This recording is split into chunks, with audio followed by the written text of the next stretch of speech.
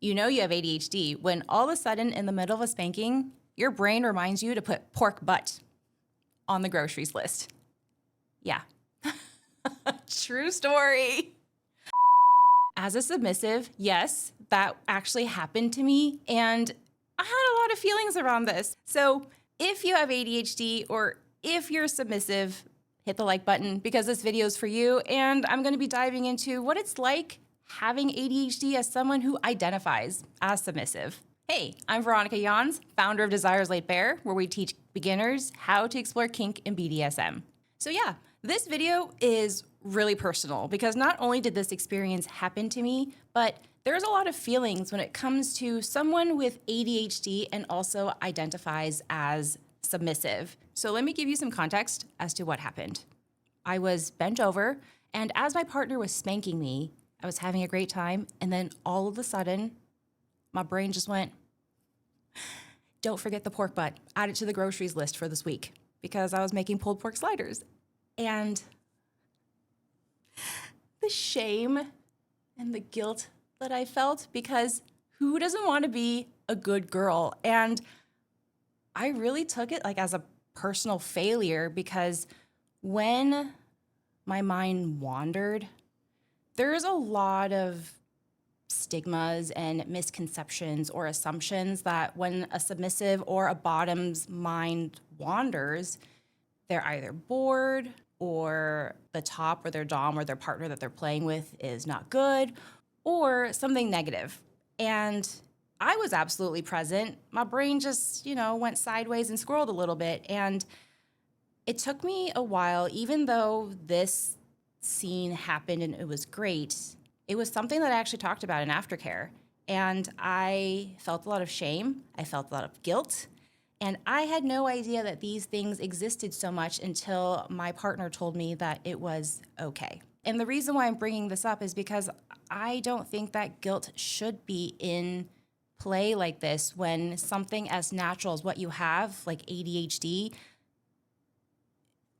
plays into this.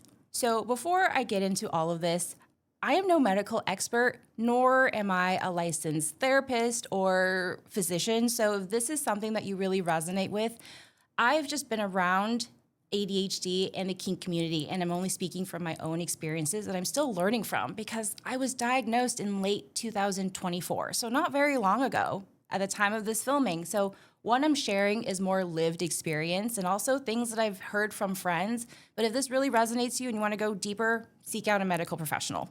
So ADHD, or attention deficit hyperactivity disorder, is a neurodevelopmental difference that affects a person's attention, regulation, impulse control, and executive function. Describe me without describing me. So I'm curious, put your thoughts in the comments. How does ADHD actually affect your life or your play? I'm learning that with ADHD, a wandering mind isn't necessarily bad or a sign of someone, especially mine's, personal failure. I'm actually learning that instead of using the word disorder, I really love that I can use ADHD as a superpower. And for me, when I was thinking about this, I was present. My entire body was present.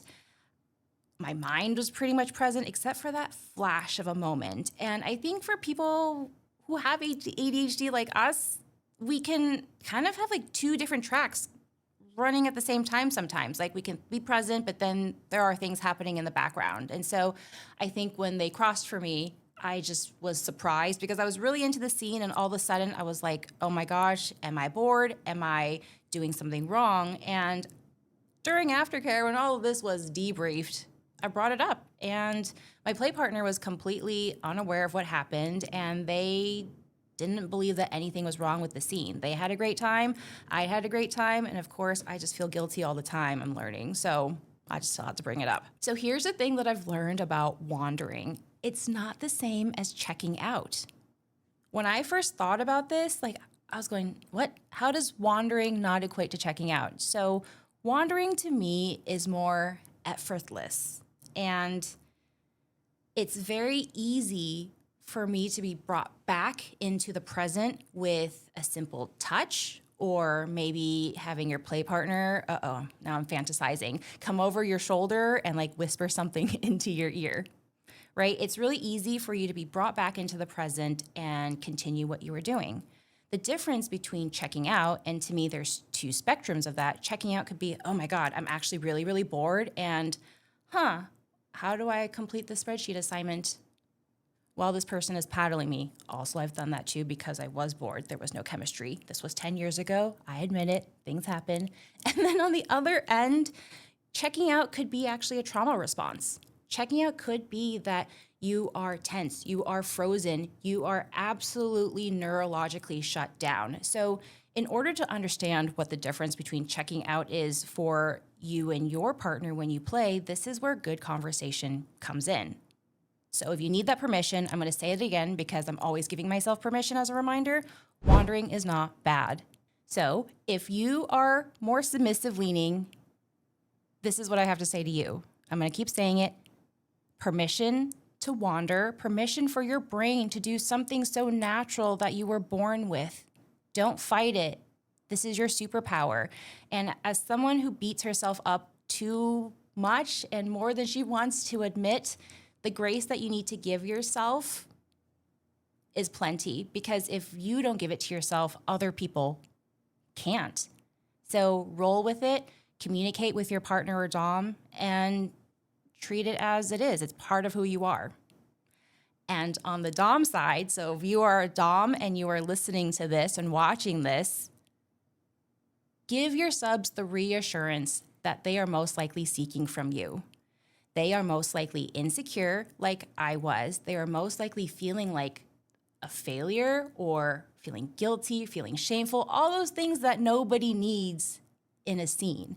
So while that is not your responsibility to manage, you can support them with simple words of encouragement.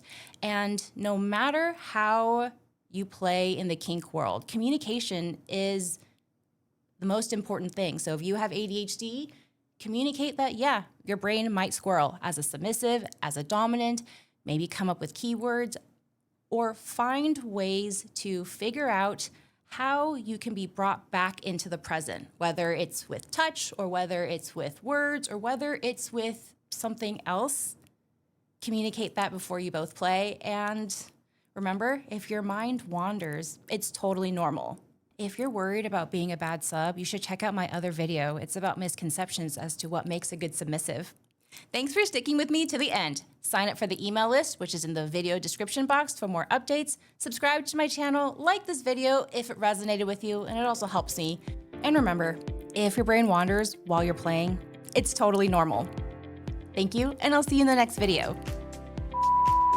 Spoiler alert, she in fact forgot to put the pork butt in the groceries list. You know, I completely forgot.